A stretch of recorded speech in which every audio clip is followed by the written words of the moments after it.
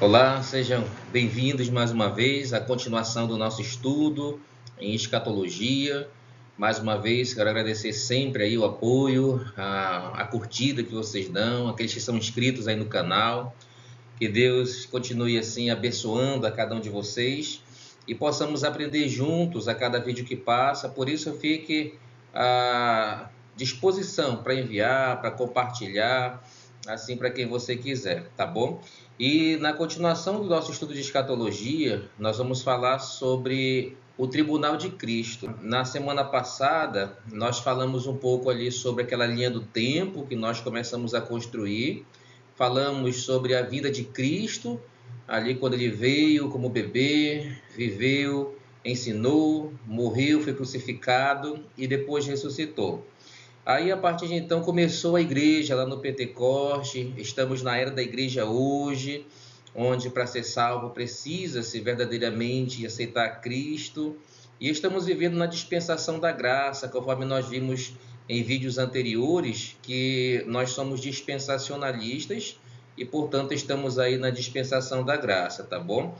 O que a igreja espera acontecer a qualquer momento, de forma iminente, como nós já estudamos? O arrebatamento, quando Cristo vai vir e vai levar a sua igreja, vai estar tirando a sua igreja desta terra, tanto aqueles que já faleceram, quanto os que estiverem vivos e fizerem parte da igreja, serão arrebatados para estarem para sempre com Jesus Cristo nos ares, tá certo? E o que vai acontecer então? Aqui na terra vai iniciar um período de 7 anos, que nós chamamos de tribulação, ok? Mas isso é assunto para futuro ainda.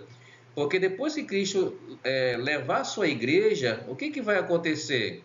Vai acontecer no céu, já na esfera celestial, o tribunal de Cristo, tá bom?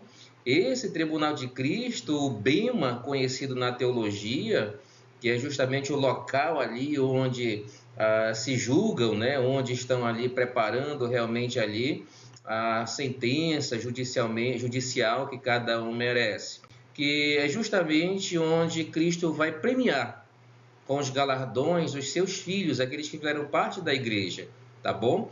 E olha só, esse preparo, esses galardões, esses prêmios, essas coroas que os crentes vão receber, é justamente ali o simbolismo usado de Cristo adornando a noiva para o casamento, tá bom? Então, no tribunal de Cristo, os crentes vão ser premiados, simbolizando ali o adorno, né, o enfeite da noiva para o casamento, tá bom?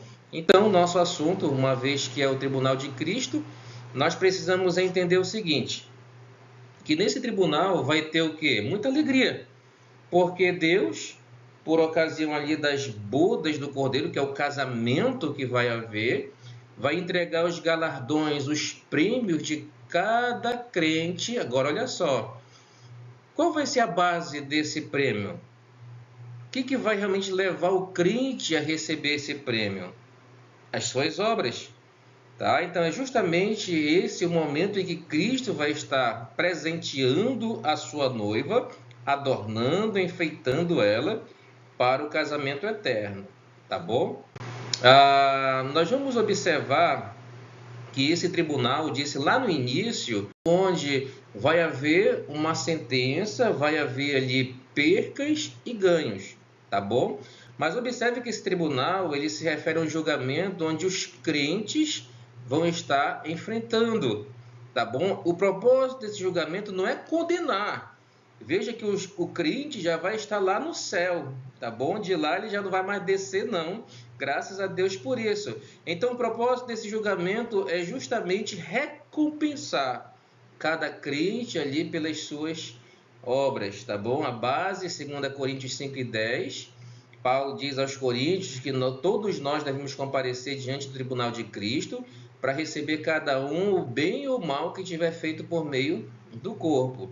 Já em 1 Coríntios capítulo 3, versículos 12 a 15, Paulo diz que se alguém constrói sobre esse alicerce, o alicerce é Cristo, ele está ensinando lá, usando o que? Ouro, prata, pedras preciosas, é um tipo de material durável, ele vai selecionar um outro tipo de material não durável, que não resiste ao fogo, que são madeira, feno ou palha. Então ele vai dizer que a sua obra será demonstrada, porque o dia lá do tribunal de Cristo trará a luz. Ela será revelada com fogo, e o fogo provará a qualidade da obra de cada um. Se alguém construiu, se o que alguém construiu permanecer, esse receberá a recompensa, o galardão lá. Se a obra de alguém se queimar, esse sofrerá prejuízo, contudo será salvo, já está lá no céu, né? Mas ele não vai ganhar nada. Ele vai ser salvo como alguém que escapa através do fogo, tá certo? Precisamos entender o seguinte, que existem cristãos que dizem assim: eu quero estar no céu, eu indo para o céu, não importa se eu vou ganhar galardão ou não. Isso não é um pensamento de um salvo, porque um salvo, a partir do momento em que Deus o chama ele para quê? Para boas obras, para trabalhar, e então ele sempre vai ter em mente o que eu desejo realmente de servir ao Senhor, tá certo? Ele não vai ter esse pensamento aí de dizer, agora que eu já sou salvo, eu não preciso trabalhar. Ok? É aquele mesmo pensamento errado de alguém que diz, agora que eu sou salvo, eu posso fazer o que eu quiser. Um salvo nunca vai pensar dessa forma, tá bom, meus irmãos? Continuando, irmãos, qual é o propósito aí, então, do Tribunal de Cristo? O Tribunal de Cristo, ele não se trata apenas de condenação para os crentes, como nós já falamos lá no início, mas é uma avaliação daquilo que ele fez, da sua vida e das suas obras. Algumas das características desse julgamento inclui aí a avaliação das obras, tá? As ações dos crentes, elas vão ser examinadas para determinar o quê? A qualidade e a motivação, tá? Daquilo que nós fizemos para o Senhor enquanto nós estivemos aqui nessa terra. E as obras realizadas com intenções puras e para a glória de Deus vão ser recompensadas. Paulo apresenta aí aos coríntios, falando para os coríntios, 6 elementos. No primeiro grupo nós temos o quê? O ouro, a prata e as pedras preciosas, que vão representar ali o quê? Aquele trabalho feito para Deus, um trabalho que foi feito com forma humilde e com temor, com reverência para o Senhor. Já no segundo grupo ali, que é o grupo de materiais colocados sob o alicerce, que é consumível ali facilmente pelo fogo, a madeira, o feno e a palha, representam o quê? Aquela obra que é mal feita, que é feita relaxadamente, tá? Que é feita por vaidade, que é feita de forma egoísta, e principalmente aquele trabalho que foi feito para que as pessoas recebessem reconhecimento para si, para receber a glória dos homens, e não focando verdadeiramente ali no Senhor. Então essa é a diferença entre esses dois tipos de materiais. Os materiais que são duráveis, que não são consumidos no fogo, ouro, prata e pedra preciosa, e aquele material que é feito para a glória de Deus, que nós nos sacrificamos para o louvor da glória dele. E já o material que é consumível pelo fogo, madeira, feno e palha, é aquela obra relaxada, aquela obra que a gente faz para se aparecer e não para a glória do Senhor. Também um dos propósitos, transparência e justiça. Cada crente vai prestar conta ali de suas ações de maneira justa e transparente, e Jesus, como justo juiz, vai avaliar com o conhecimento perfeito, tá certo? Naquele julgamento, irmãos, que é o julgamento da igreja lá para receber os galardões, todos vão prestar contas da sua administração. Lá em Lucas 16:2, Jesus fala da parábola do administrador, mostrando que ele vai ter que dar conta. Também na parábola dos talentos, aquele que Jesus dá 5 para 1, e até no final ele dá 1 para o cidadão, que ele esconde o talento. Lembra que quando o senhor daqueles homens que ficaram responsáveis pelos talentos, ele disse o seguinte no versículo 13 de Lucas 19, ele disse, negociai até que eu venha. Tá, irmãos? Ou seja, ele nos dá ali a mordomia para administrarmos o que ele realmente colocou em nossas mãos. Então, isso vai mostrar que nós temos responsabilidades com o quê? Com a nossa vida, ou seja, o nosso espírito, nosso corpo, né? A nossa matéria física, a matéria e a parte imaterial também. Nós vamos prestar contas da nossa mordomia, da mordomia da nossa vontade, ok? Daquilo que nós fazemos, daquilo que almejamos, daquilo que realmente nós queremos.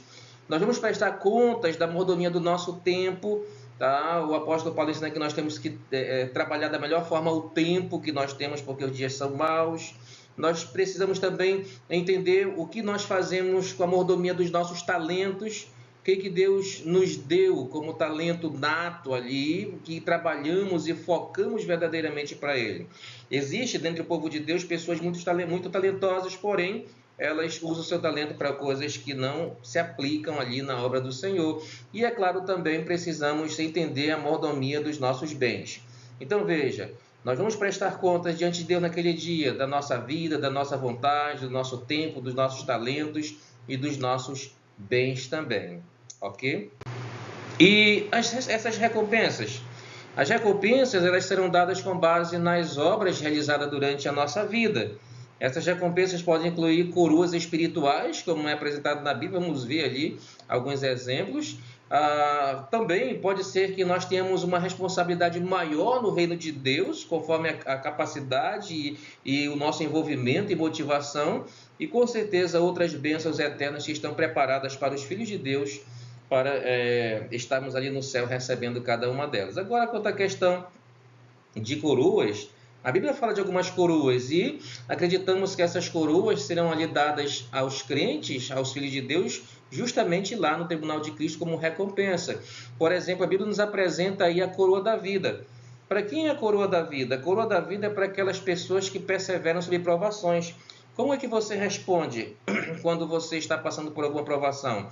Você permanece firme? Ou é você daquelas pessoas que esmorece, esfria e abandona tudo e joga tudo para o ar? Ou você realmente estar ali aos pés de Deus mesmo nos momentos mais difíceis? Se você for aquela pessoa que persevera sob provação, então você já tem garantido a sua coroa da vida aí. Existe também a coroa da justiça, que são para aquelas pessoas que desejam, que oram, que anseiam pela segunda vinda de Cristo. Por mais incrível que pareça, existem cristãos que não querem que Cristo volte logo. Tá? Eles querem ainda curtir um pouco desse mundo para Cristo voltar depois. Esses com certeza não vão receber essa coroa. A terceira coroa apresentada é a coroa da glória. Essa coroa da glória é para aqueles líderes, para aqueles pastores que foram fiéis. Que Deus realmente encontre grandes líderes, grandes pastores que realmente trabalham para a glória do seu nome. Coisa que hoje em dia é um pouco complicado falarmos disso. A quarta coroa incorruptível. Essa coroa incorruptível é para aqueles que vivem uma vida disciplinada e vitoriosa. Tá? Vitoriosa nas tribulações, nas dificuldades que aparecem, na dificuldade da vida, familiares, saúde, essas coisas. Pessoa disciplinada em quê? Leitura da palavra de Deus, na oração, na congregação ali com os santos, na comunhão. Pessoas realmente disciplinadas já tem a coroa incorruptível ali preparada e separada para elas. E por último ali, a Bíblia nos apresenta a coroa de alegria, que são para aqueles evangelistas, para aqueles que realmente se empenham e gostam de pregar o evangelho e são usados por Deus para que almas venham realmente ali estarem se rendendo aos pés do Senhor Jesus Cristo. Ok, meus irmãos? Então, o tribunal de Cristo é justamente isso. Nós vamos, após o arrebatamento, estarmos ali com Cristo, passando por um julgamento. Que julgamento é esse? O julgamento das nossas obras. Se forem obras boas, merecedoras verdadeiramente ali de prêmio, receberemos prêmios. Mas a Bíblia diz que existem aqueles que não vão receber prêmios, terão prejuízo, porque as suas obras foram obras ali que completamente pensando em si mesmo, egoístas e não feitas com materiais duráveis, ok? E receberemos prêmios e galardões, eu creio, irmãos, que nem imaginamos que tipo de prêmio receberemos, porque nessa vida nada pode ser comparado àquilo que Cristo tem preparado para nós, tá certo? Então esse é o tribunal de Cristo, é isso que vai acontecer nesse período ali de 7 anos, tá bom? Que na terra vai estar acontecendo a tribulação, tá bom, meus irmãos? Então que Deus esteja abençoando vocês, não esqueçam aí de curtir o vídeo, de compartilhar. Se você ainda não é inscrito, inscreva-se, tá? Para que todos possamos ter aí um aprendizado maior das Escrituras. Que Deus abençoe cada um de vocês, abençoe os irmãos da Igreja Ágape, da Igreja Hebron, alguns irmãos também lá da Igreja de Maraã, que fazem parte do grupo RH Teologia e que acompanham também aí os vídeos. Que Deus abençoe ricamente a cada um de vocês, meus irmãos, e é claro que possamos estar sempre ali buscando em tudo que fizermos fazemos para a glória de Deus, tá certo? Que Deus abençoe. Até o próximo vídeo, se o Senhor assim permitir.